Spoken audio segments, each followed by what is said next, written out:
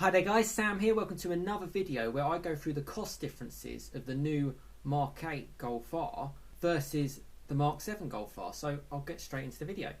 So yes, you join me once again on a Thursday lunchtime here in the UK. Glorious day, really nice. It's looking like we're getting into more of a positive situation around lockdown, so fingers crossed around that. Once again, thanks so much for the support. I've been keeping up with a video a day since I mentioned it.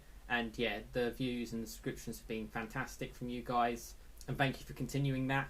And if you're not subscribed, please subscribe. Plenty of Golf R content on here, where it's a Mk8 Golf R or my Mk7 Golf R. I've had it for a couple of years now. I also do a bit of Porsche content and a bit of fast forward content as well. So it's a nice automotive channel. Yeah, and please get involved in the comments. It's a nice community channel. Yeah, and I really think you would enjoy it. So yeah, please subscribe for that. But yes, let's get straight into this one. So the cost differences between the Mk8 Golf R and the Mk7 Golf R. So you might be in a situation where you're thinking about upgrading to a Mk8 Golf R from your Mk7 Golf R, and this video will be able to help you out on that. So the first thing I want to start on is actually insurance.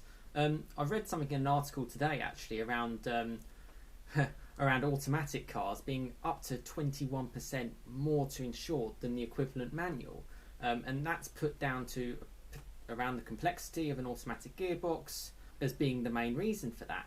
It seems a little bit harsh to be that high, but I experienced that exact same thing when I was looking to get my Mk7 Golf R.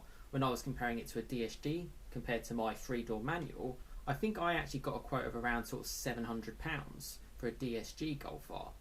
Yet when I came to get an insurance quote for my 3-door manual, you know, same age Golf R 2017, I pay around £420 a year for my insurance, so it's a huge difference. And that's also equivalent to other automatic models as well. When I tried to get insured on an automatic M135i or an A45 at the time, it was sort of £800, £900 a year. Doesn't always work like that. Like I tried to get a quote on a manual Focus RS, that was around £800 to £900.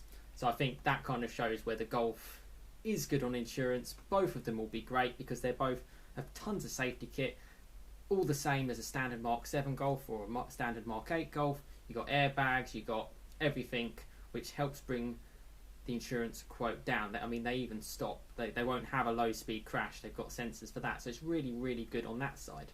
But insurance between the two, I feel you'll be paying a lot more for a Mk8 Golf R simply because of the technology. It's packed full of technology, packed full of software. And that's the kind of stuff that can worry insurers, and it's an easy way for them to say, well, yeah, we're upping the insurance quote on that. That does scare me a little bit. Also around the fact that it doesn't look like you can get a manual Mk8 Golf R, so you'd have to go for the auto, so you could get stung a little bit on that. So like for like insurance, you're likely to pay a lot more. Yes, it's going to be a more expensive car, but actually I often found when I upgraded my cars from when I went to a Fiesta ST brand new or to when I went for my Mk7 Golf R, I actually found insurance came down quite a lot because it was a new model, there was parts available, all of that kind of stuff. I'm not quite sure it's going to be quite the same here. Again, time will tell, we will see. My insurance for my car's kind of been going up a little bit, sort of 10, 20, £30 each year. But to be honest, if it gets any higher, I'll just look around. So insurance cost differences at this stage, I reckon you're going to be paying more for a Mk8 Golf R, so that's something to think about. The next thing is sort of servicing. It's a new model, you know, there's things they need to work out, unfortunately, that you have to kind of let get bed in. Also software problems, if it's got so much technology. You know, I've worked in the IT industry for the last 8 years, and I know how difficult it is to like go through the processes of getting software updates, getting software fixes, getting software patches through engineers and developers and all that kind of stuff. It is not an easy process. Software stuff might seem nice and simple to the end person, but actually on the back end it's even more complicated than sort of a mechanical, physical part to repair from a mechanic. So those kind of things are a little bit worrying on costs. You may run into more problems as a result, and you may find yourself going back to the dealer a little bit more. That is just inevitable. You know, that we're stepping into a new era of technology. Tech is what the manufacturers are really pushing, partly from one another as well. I mean, you look at the A-Class, that's just like a massive tech fest, but as I've said, I reckon that's going to be outdated and superseded pretty soon. you look at your phone, within a year it's out of date, and your phone is generally more up to date than a car. So a car's tech. So that's something to kind of think about if you're considering upgrading. You've also got to think of the current servicing cost on your Mk7 Golf R. It's obviously going to get a little bit older now. There could be further costs to worry about in there. It might be jumping out of warranty, all of those kind of things. So there might be a little bit of a potential crossover of cost savings by upgrading. So there could be positives on that side. In terms of tyre costs and stuff like that, it's all like for like. I've seen the pictures of the Mk8 Golf R. It doesn't exactly look like it's on 22-inch wheels, which are going to have massive wide tyres, which are going to set you back £1,000–1,500 a set. It looks pretty much exactly the same as your Mk7 Golf R. Like for like costs on tyres. Tyres are tyres at the end of the day. If it's the same size and the same rim size, you're not going to see any differences in costs on that point. MOT costs, obviously for the Mk8 Golf R, you're not going to be taking it for an MOT in the UK. If you're not from the UK, that's just like our little check-up to make sure the car is road legal, basically. So you'll save a little bit over 3 years compared to your Mk7 Golf R, which is probably going to come to an MOT. Mine's due its MOT soon, obviously being pushed back due to the lockdown, but I'll do that in the next couple of months for mine. Again, quite a small cost, but it's a cost worth considering if you want something for the long term. The other cost to consider is the ability to get parts. Obviously the Mk7 Golf was sold in great numbers, so there's parts plenty available. VW will still certainly make new parts for that model for the foreseeable. So you're kind of safeguarded by that side of things. Too many people bought that car for you not to be safe. Luckily the Golf R does transfer quite a lot of parts from a standard Golf, so that's really, really good. And that's the same on the Mk8 Golf R as well. So that's a good thing, but obviously as the years go on, parts might be harder to source, in which case you'll have to pay a little bit more.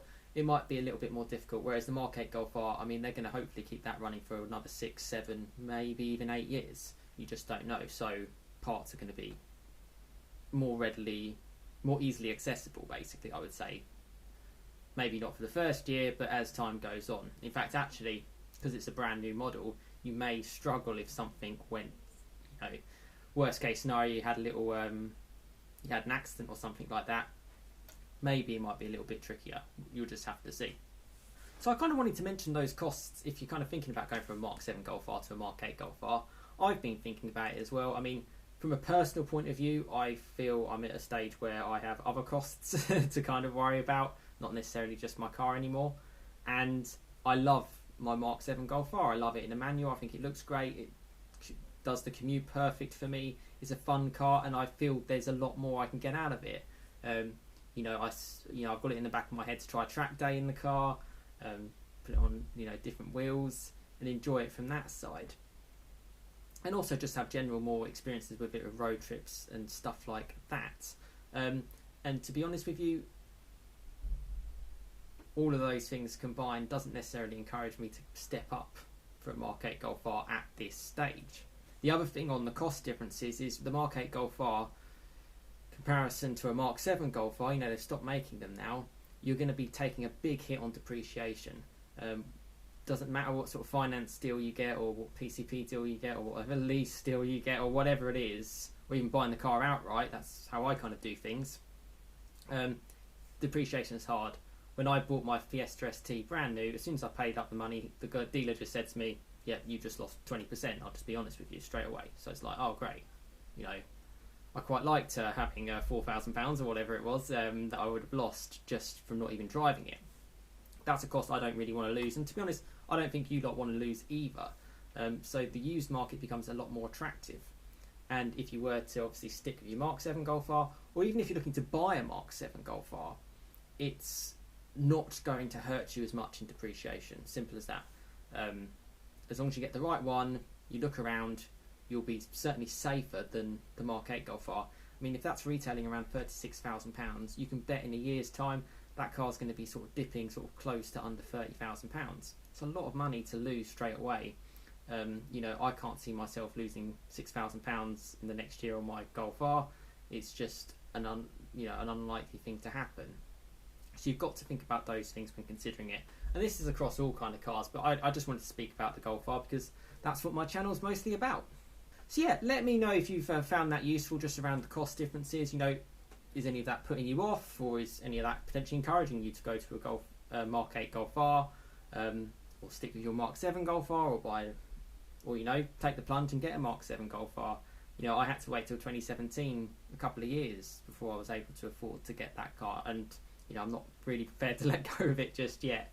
For me, it would be quite nice to kind of look back at the car and sort of say, oh yeah, you know, 50,000 miles here, and then 100,000 miles there, and yeah, I just love it. And also I know the history about it because I've owned it virtually from new. You know, 1,400 miles on the clock I bought the car, so I know where it's at, and that is my personal sort of opinion on it at the moment. But let me know what you think, and yeah, let me know if you found this video useful as well. Yes, thanks so much for watching. Have a great rest of your day. If you're in the UK, enjoy your bank holiday tomorrow. I certainly will. Obviously, we can't exactly all spend our time outside, but you know, once you do go outside for some exercise, you know, just enjoy it. Hopefully it's sunny. But yes, thanks so much for watching. Please subscribe for plenty more content to come, and I'll see you again next time. Cheers, guys.